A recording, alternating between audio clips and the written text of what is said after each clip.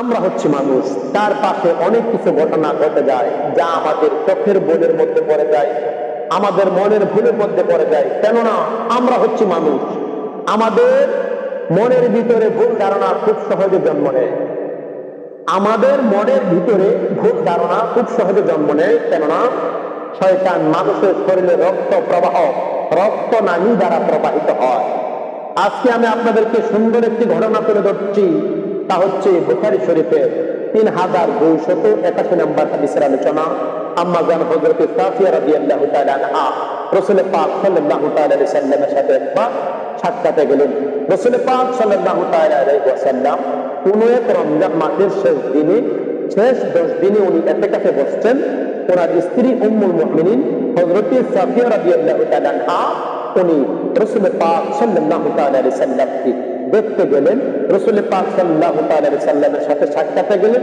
রাসূল পাক সাল্লাল্লাহু তাআলা আলাইহি ওয়াসাল্লাম ওনাকে একটু সামনে আগিয়ে দেওয়ার জন্য ওনার সাথে করে চলতে আরম্ভ করলেন। এমন সময় দুইজন আনসার সাহাবী ওনাদেরকে দেখে ওই স্থান দ্রুত ত্যাগ করতে আরম্ভ করলেন।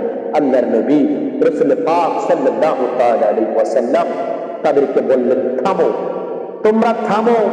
আমার সাথে তোমরা যাকে দেখতে পাচ্ছ উনি হচ্ছেন উম্মুল মুমিনিন, তোমাদের আম্মা হযরত সাফিয়া রাদিয়াল্লাহু তাআলা আনহা।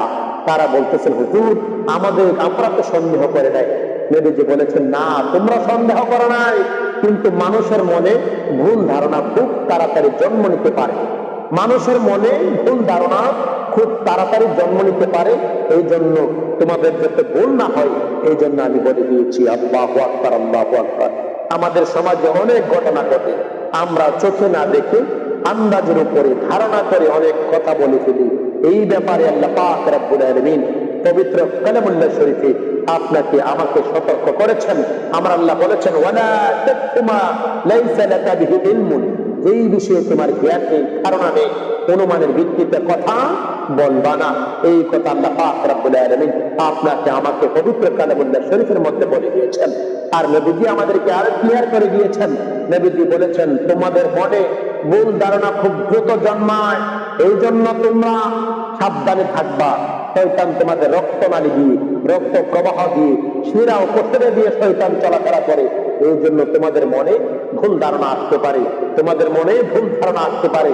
এই জন্য তোমরা যেই ঘটনা দেখবা, চারপাশে যা কিছু দেখবা, ভালোভাবে তোমরা কি করবা, অ্যানালাইসিস করবা, ভালোভাবে পরীক্ষা নিরীক্ষা করে তারপরে কোনো মানুষকে দোষী সাব্যস্ত করবা।